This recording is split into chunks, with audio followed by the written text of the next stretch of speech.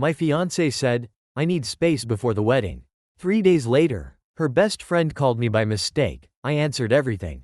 She looked me in the eyes and asked for 3 days of space, 6 weeks before our wedding. I gave it to her without a single question. What she didn't know was that those 3 days were the last 3 days her plan had any chance of working, because on the third night, her best friend called my phone by mistake, and I answered. My name is Daniel Marsh. I'm 34 years old. I'm a structural inspector for the city of Savannah, Georgia. The kind of job nobody notices until a bridge fails or a building doesn't. I check the bones of things. I've spent 11 years learning to see the crack before it becomes the collapse. That instinct, it turns out, doesn't stay confined to concrete and rebar. It follows you home. It follows you into a relationship. And eventually, it followed me into the quietest, most devastating discovery of my life. Her name is Vanessa Reyes. She's 31. She managed marketing for a boutique hotel chain downtown, the kind of job that came with client dinners, launch events, and a calendar that filled up faster than mine ever could. We met 4 years ago at a farmer's market on a Saturday morning. She was arguing cheerfully with a vendor about the price of heirloom tomatoes. And I made the mistake of laughing at exactly the wrong moment. She turned that same argumentative energy on me for about 30 seconds before she started laughing too. We got coffee that same afternoon. It felt, even then, like something that had already decided to happen before either of us agreed to it. We dated for 2 years before I proposed, on a Tuesday, which she always said was the most on-brand thing about me. No grand gesture, no crowd. Just the two of us on the back porch of the house I was renovating. A plain rain, and a question I met with everything I had. She said yes before I even finished asking. For a long time, it was good. Not perfect, nothing real ever is, but honest, warm, the kind of good that doesn't need to announce itself. We picked a wedding date for late October, booked a small venue out on Tybee Island, and spent a year and a half planning a life around each other in the specific, boring, beautiful way engaged people do: cake tastings, seating charts, arguments about whether her uncle should be allowed to give a speech. Then, somewhere around 8 months ago, something in the air between us started to shift. I want to be honest and say I didn't see it clearly at first. That's the nature of erosion. It doesn't announce itself with a single moment. It just quietly changes the shape of things until one day you look up and the ground beneath you isn't the ground you remember standing on. The first thing I noticed was small, almost nothing. Vanessa had always left her phone face up on the kitchen counter, unlocked half the time, the way people do when they've got nothing they're managing. Around March, it started living face down. Not hidden, just turned over, every time, on every surface. When it buzzed, she'd glance at it fast, then set it back down without picking it up. I told myself it was work stress. Her hotel group was mid-renovation on 2 new properties, and stress has a way of explaining almost anything if you let it. Then came the evenings. 2 or 3 nights a week, she'd stay late at the office, sometimes until 8:30, once until nearly 10 o'clock. She'd come home, kiss my cheek on the way past, and head straight for the shower before I could ask more than, "How was your day?" The answers, when they came, were thin. Long day. Client dinner ran over. The Peterson launch is a nightmare right now. I stopped pushing for details. Because the details, when I got them, never quite added up to the hours they were supposed to explain. She started wearing a perfume I didn't recognize. I'd bought her the same bottle of her favorite scent every birthday for 3 years, something soft, vanilla and citrus. This was different, sharper, woodier, the kind of scent that clings to a coat collar and doesn't belong to either of us. And then there was Marissa. Marissa Cole had been Vanessa's best friend since college, sharp-tongued, loyal in the specific way that made her fiercely protective of Vanessa and only cautiously warm toward me. I liked her well enough. She made me laugh at dinners, teased Vanessa mercilessly, and had never, in 4 years, given me a single reason to distrust her. But over the last few months, something had changed there too. When I walked into a room where Vanessa and Marissa were talking, the conversation didn't just pause, it stopped, completely, replaced by a silence that felt rehearsed. They'd both look at me with the same too neutral expression, like actors caught mid-scene by someone who'd wandered in from the wrong play. It happened 4 times in about 3 weeks. The 4th time, I went out to the garage and stood there in the dark for a long while. Putting pieces together, I didn't yet want to see clearly. I want to explain something about how I processed all of this, because I think it matters to the rest of the story. I don't do well with confrontation built on a partial picture. In my job, if you flag a structural issue based on incomplete data, you either cause a panic over nothing or you miss the actual failure point entirely. You have to see the whole load-bearing structure before you can say anything with confidence. So I didn't confront Vanessa. Not yet. I watched. I paid attention. I started, without fully admitting it to myself, keeping a kind of mental ledger. The late nights continued. The perfume kept showing up. And then, on a Thursday evening in early June, 6 weeks before our wedding, Vanessa came home, sat me down at the kitchen table, and said the words that would end up defining everything that followed. "Daniel," she said, and I remember her hands were folded in front of her, the way they always were when she was managing a difficult conversation. A habit from years of client meetings. "I think I need some space. Just a few days before the wedding. I've just been feeling really overwhelmed, and I need to clear my head." I looked at her for a long moment. Somewhere behind my ribs, that quiet ledger I'd been keeping clicked into a new column. But outwardly, I just nodded. "Okay," I said. "Take whatever time you need." Her face did something small and surprised. Like she'd braced for an argument that never came. "Really? You're not going to ask why? I trust you'll tell me when you're ready," I said, and I meant it as an offering of grace, not as the calculated silence it would later become. At the time, I still believed I was giving my fiancée room to breathe. I didn't yet understand I was giving myself room to look. She packed an overnight bag and told me she was staying with Marissa, to clear her head and get some perspective before the wedding. I helped her carry the bag to her car. I kissed her goodbye in the driveway, the same way I always had, and I watched her taillights disappear down the street. Then I went back inside, sat down at the kitchen table where she'd just asked me for space. And I let myself feel, for the first time in months, the full weight of everything I'd been quietly cataloging. Not anger. Not yet. Something colder and more precise, the specific stillness that settles in when your body finally stops protecting you from a truth your mind has been circling for months. I didn't sleep much that first night. I lay awake running through the small ledger of the last 8 months, the phone, the late nights, the perfume, the silences with Marissa, and I understood. With a clarity that frightened me a little, that space before the wedding was not a woman clearing her head. It was a woman buying herself 3 days to manage something she didn't want me to see. On the second day, I did something I'm not proud of, exactly, though I've made my peace with it. I opened our shared cloud photo backup, an account we'd set up together 2 years earlier for wedding planning photos. Venue shots, cake tastings, the mundane archive of 2 people building a life. Vanessa's phone still synced to it automatically. I hadn't gone looking through it in months. I went looking now. Most of what I found was exactly what you'd expect: hotel launch events, dinners with clients, selfies with Marissa. But buried in a folder labeled, almost carelessly, work trip photos. March were 4 images that didn't belong to any work trip Vanessa had told me about. A hotel bar. A hand on the small of her back that wasn't mine. A man's face, half turned from the camera, but familiar enough that it took me a moment to place him: Grant Ellison. A regional sales director from one of her hotel group's vendor partners. Someone she'd introduced to me once, in passing, at a company holiday party 18 months earlier. I sat with those 4 photos for a long time. I didn't cry, not that night. I felt something closer to the sensation of watching a wall you designed finally show the crack you'd suspected was there the whole time, a strange, terrible confirmation, more than a surprise. I still didn't confront her. I want to be honest about why. Part of it was strategy. I didn't yet know the full shape of what I was dealing with.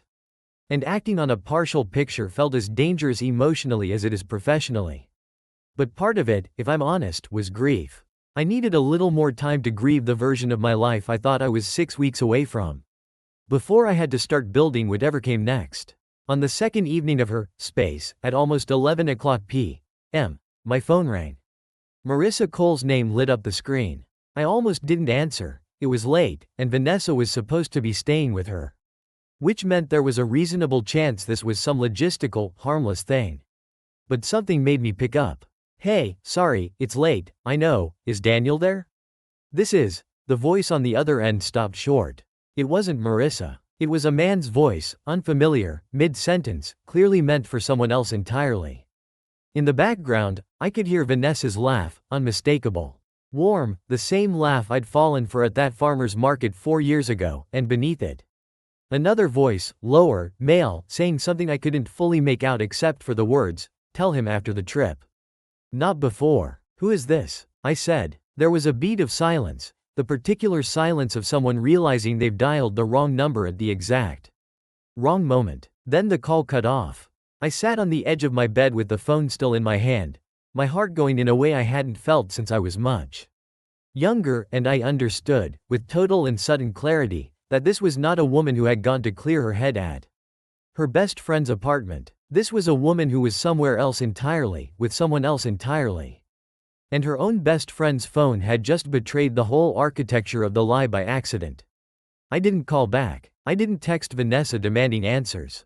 Instead, I did the thing my entire career had trained me to do when I find a structural crack I don't yet fully understand. I documented everything I could, calmly, and I started building a complete picture before I said a single word. I wrote down the exact time of the call, word for word what I remembered hearing. I went back into the shared cloud account and pulled the metadata off those 4 hotel bar photos, GPS coordinates embedded in the image files, placed them not at any hotel Vanessa's company managed, but at a boutique property 40 minutes outside the city, in a small coastal town called Beaufort. On a weekend 11 weeks earlier that Vanessa had told me was a vendor site visit for her firm's spring launch. I called my sister, Grace, the next morning. Grace is 29, a family law paralegal, and the only person in my life who has ever been able to hear something devastating without needing to react to it immediately. "How long have you suspected something?" she asked, once I told her everything. "Months, honestly." "Confirmed, 3 days. And you haven't said anything to her?" "Not yet." Grace was quiet for a moment. "Good," she said finally. "Don't. Not until you actually know what you're dealing with." What I hadn't told Grace yet, what I hadn't told anyone, was that I'd also started looking into our shared finances that morning, mostly out of the same instinct that made me check the photos. Vanessa and I had opened a joint wedding savings account 18 months earlier, both contributing monthly toward the venue, the catering, the honeymoon. I pulled up the account that morning and found something that took the ground out from under me a second time in 3 days. Over the past 4 months, 5 withdrawals had been made from that account, totaling just under $11,000, money that, according to the wedding budget spreadsheet we'd built together, should have been sitting untouched, earmarked for the final venue payment due in 3 weeks. I hadn't authorized any of those withdrawals. I checked and rechecked, and there it was, Vanessa's login. 5 separate transfers, moved into an account I didn't recognize. I want to pause here and say something honestly. This was the moment the story stopped being only about heartbreak and became something else too. Because it's one thing to grieve a relationship that quietly died while you weren't looking. It's another thing entirely to realize the person you loved had also methodically been taking pieces of your shared future and moving them somewhere you couldn't see. I called a forensic accountant a colleague had recommended years earlier for an unrelated matter, a calm, unhurried woman named Renata Diaz who didn't ask unnecessary questions and didn't need to be told twice. "I need to know where roughly $11,000 went," I told her. "And I need documentation clean enough to hold up if this ends up in a legal conversation. Send me the account statements," she said. "I'll have something for you in a few days." On the 3rd night of Vanessa's space, she came home. I remember she looked tired in a way that had nothing to do with clearing her head, the specific exhaustion of someone who has been managing a performance for 72 straight hours and is relieved, on some level, to finally be able to stop acting for the night. "Thank you for giving me the time," she said, setting her bag down by the door. "I think I really needed it." "I'm glad," I said, and I meant it, though not in the way she thought. I had needed the time too. We didn't talk about anything real that night. I asked how her time with Marissa had been. She said it was good, restorative, that they'd mostly just talked and watched movies. I nodded and said that sounded nice. I did not mention the phone call. I did not mention the photos. I did not mention the $11,000. I was still building the full structural picture, and I had learned The hard way, that confronting someone before you have the complete architecture only gives them the chance to reinforce the parts of the lie you haven't found yet. Renata called me 4 days later with the accounting trace. The $11,000 hadn't simply been moved to a personal savings account and left there. Roughly $6,500 of it had gone toward a non-refundable deposit on a private beachfront rental in Beaufort, the same small coastal town from the hotel bar photos, booked for a full week in late October. The same week as our wedding. I sat with that information for a long time before I said anything out loud to anyone. It wasn't just an affair anymore. In the sense of a private betrayal I could have quietly grieved and moved past over time. It was a woman who had, months in advance, begun architecting an alternate version of our wedding week, one that involved someone else entirely, funded in part by money we'd both set aside to build a life together. I called Grace again that evening. It's worse than I thought, I told her, and walked her through everything, the photos, the phone call, the withdrawals, the beach rental. She was quiet for a long moment on the other end. Dan, she said finally, her voice gentler than I'd heard it in years. I'm so sorry. I keep waiting to feel angrier, I said. Mostly I just feel really, really tired.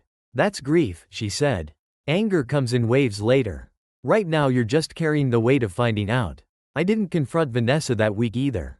I want to be honest that part of this was strategic, and part of it was simply that I wasn't ready. I went to work. I inspected 2 commercial buildings and signed off on a permit renewal. I came home in the evenings and sat across from the woman I was supposed to marry in 6 weeks.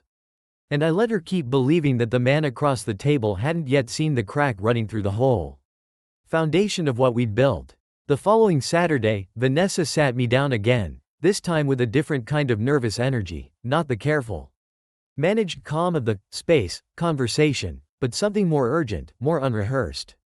Daniel, she said, I need to tell you something, and I need you to let me finish before you say anything. I sat down. My coffee. Okay, I've been doing a lot of thinking, about us, about the wedding, about what I actually want, she said. Her hands were folded again. I think I need to postpone the wedding. Not cancel it, just postpone it. I need more time to figure some things out. I looked at her for a long moment. I understood, watching her carefully rehearsed sincerity, that this was not a confession. This was a setup, a way of positioning herself as the one who raised concerns first, so that whatever came out later could be framed as her honesty rather than her deception. I recognized the architecture of it immediately, the same way I recognize a support beam that's been quietly reinforced to hide a crack rather than repair it. Is there someone else? I asked, keeping my voice level. Her face did something complicated, surprise, then a flicker of calculation. Then something that tried, unsuccessfully, to look like wounded innocence. Why would you ask that? Because I think you already know the answer. I said, and I think it's time we both stop pretending you don't. The silence that followed had real texture to it. The specific silence of someone watching a plan they believed was airtight begin to show its first crack. Daniel, Grant Ellison, I said quietly. Beaufort. The private rental you booked for the week of our wedding, paid for partly with $11,000 out of our wedding savings account. Marissa's phone, calling me by mistake 3 nights ago, while you were supposedly clearing your head at her apartment. I watched every trace of color leave her face. I'm not here to fight with you, I continued, my voice even, though something in my chest was breaking in a way I hadn't let myself feel until that exact moment. I just needed you to understand that I already know all of it, and I needed you to hear it from me, calmly, instead of finding some other way to spin it later. She didn't cry. Not immediately. She sat very still, the way people do when they're recalculating an entire strategy in real time. How long have you known? She asked finally, her voice smaller than I'd ever heard it. Long enough, I said. What followed over the next several weeks was not, I want to be clear, some cinematic explosion of confrontation and shouting. It was quieter than that, and in some ways harder. We had a wedding 6 weeks out, a joint lease, a joint savings account, and 11 months of vendor contracts, and all of it had to be unwound with the same careful precision I'd used to uncover the truth in the first place. I called our wedding venue myself, the following Monday, and canceled the October booking, citing a change in circumstances. I called our caterer, our florist, our photographer, one by one, each conversation a small, clean amputation of a future that no longer existed. Vanessa, to her credit, didn't fight me on any of the cancellations.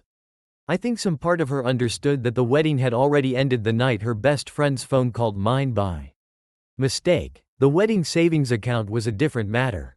Grace, wearing her paralegal hat rather than her sister hat for that conversation, helped me understand exactly how to handle the joint funds cleanly, not out of vindictiveness, but out of the plain fact that money I had contributed to a shared future should not, in the end, subsidize someone else's private one. With Renata's forensic documentation in hand, I was able to formally request, through a mediator rather than a courtroom, that the $6,500 spent on the Beaufort rental be repaid from Vanessa's share of whatever remained in the account. She agreed, quietly, without argument. I think, by that point, she understood there wasn't much room left to argue from.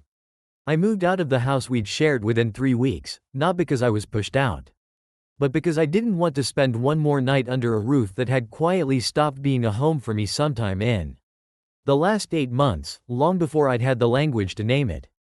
I want to talk, for a moment, about Marissa, because her part in this still sits with me in a complicated way.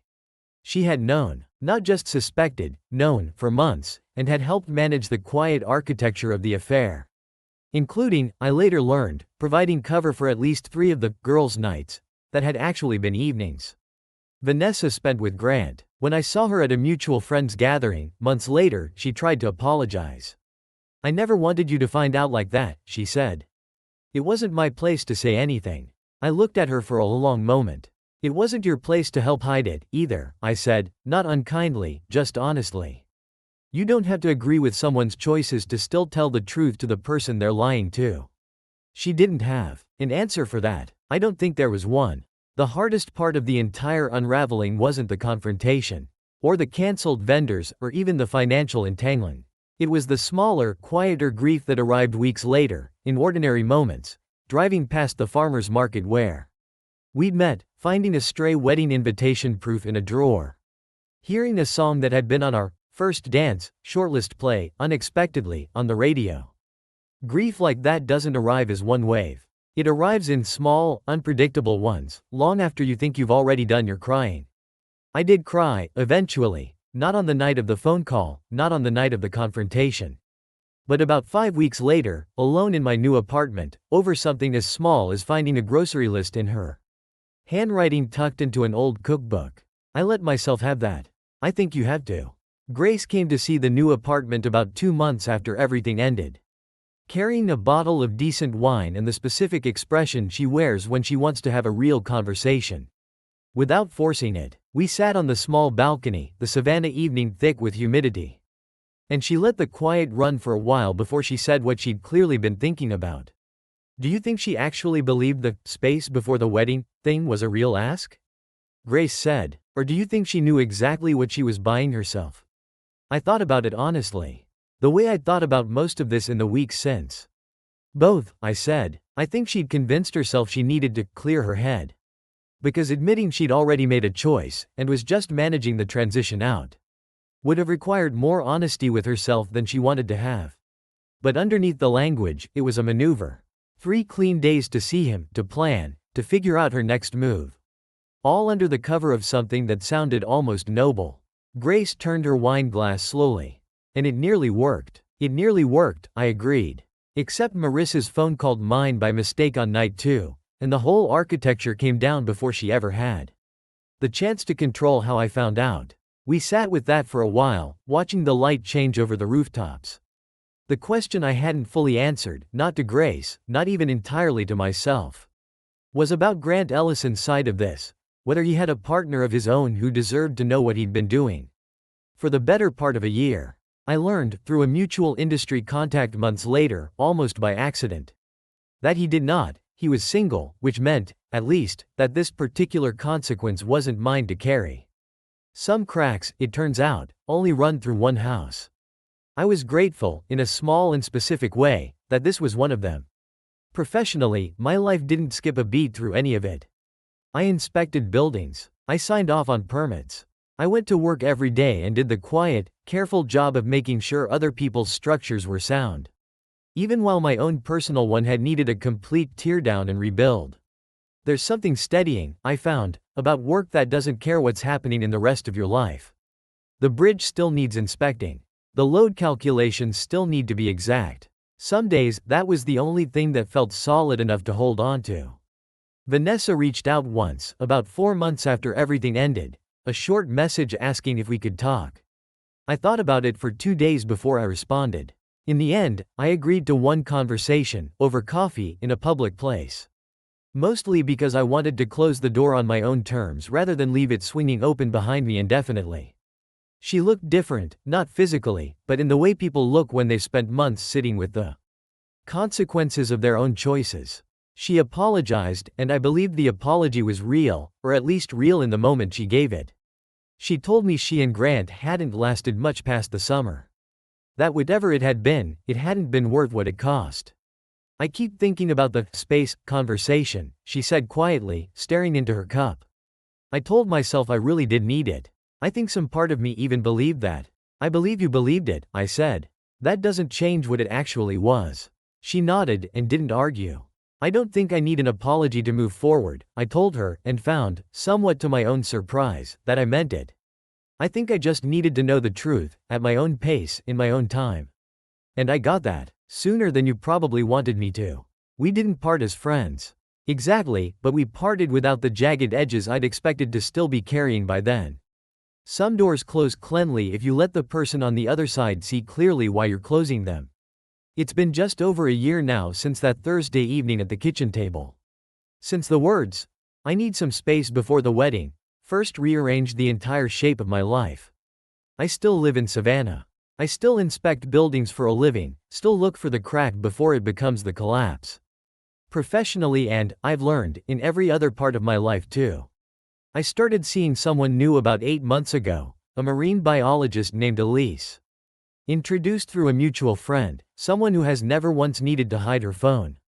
Never once come home smelling like a stranger's cologne, never once asked me for space, while quietly building an entirely separate life on the other side of it. It's slow, and careful, and honest in a way that still occasionally surprises me. The way something can feel both entirely new and entirely uncomplicated at once. Some nights, I still think about that phone call, Marissa's name lighting up my screen at 11 p.m. A man's voice meant for someone else entirely, Vanessa's laugh in the background of a life I wasn't supposed to see. I used to think of it as pure bad luck on her part, a single unlucky accident that unraveled months of careful lying in about 4 seconds. Now I think of it differently. I think, somewhere underneath all the deception, some part of her wanted to be caught, wanted someone to finally see the crack she'd been quietly living inside of for months, because carrying a lie that size alone, for that long, is its own kind of exhausting collapse. She asked me for 3 days of space, 6 weeks before our wedding. I gave them to her freely, without a single question, because I trusted her enough. Even then, to believe she'd tell me the truth eventually. She didn't. Her best friend's phone did it for her. And in the end, that was enough.